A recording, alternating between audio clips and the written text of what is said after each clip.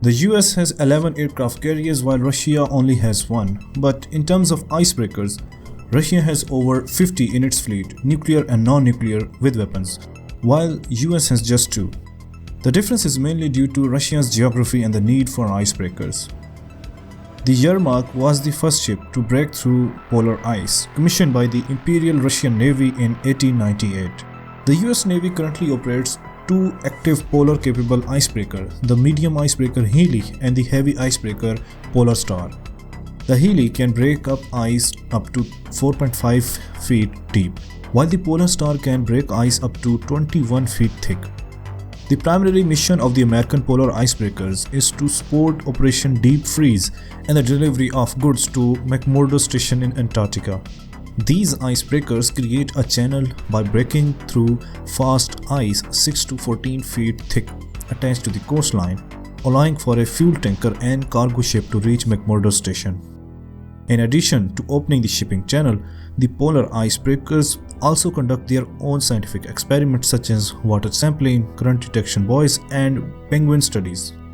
The delivery of fuel, food, and cargo to McMurdo Station is critical to keep the scientific mission going. Icebreakers are not only equipped for routine operations but also for rescue missions.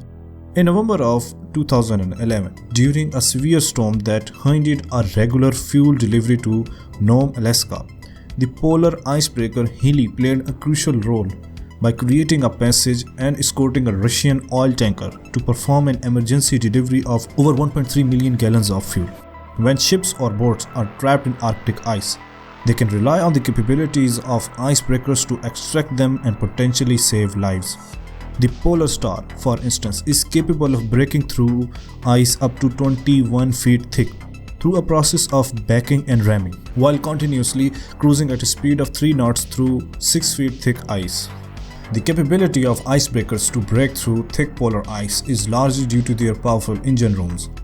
The Polar Star has 2 separate propulsion systems. The diesel-electric system is powered by 6 large diesel engines that generate electric power for 3 6,000 horsepower DC motors, suitable for light ice breaking.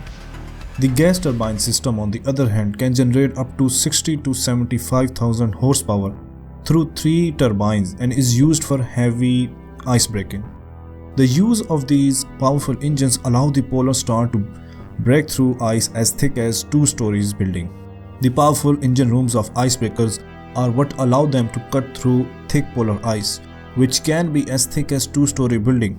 The icebreakers also have a spoon-shaped bow that allows them to slide and crack through the thick ice.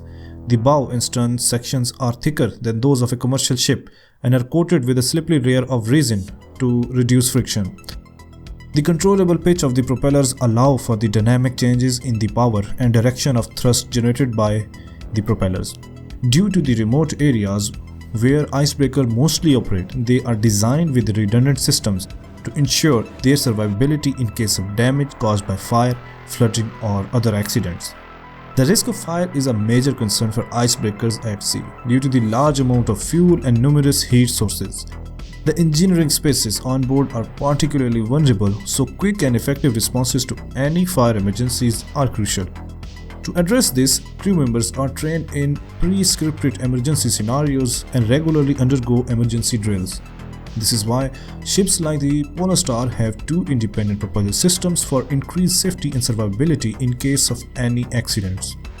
In August of 2020, the US icebreaker Healy experienced a fire, but the crew was able to put it out within 30 minutes with no reported injuries.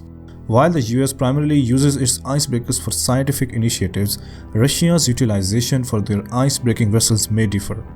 In summary, Russia has a large fleet of icebreakers that not only offer polar cruises but also support the extraction of natural resources along its 53% share of Arctic Ocean coastline.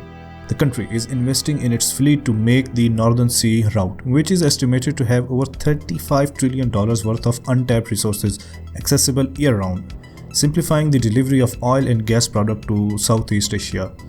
On the other hand, the United States has not been as focused on the Arctic, but they are planning to build 3 new heavy icebreakers, with the first expected to arrive in 2024.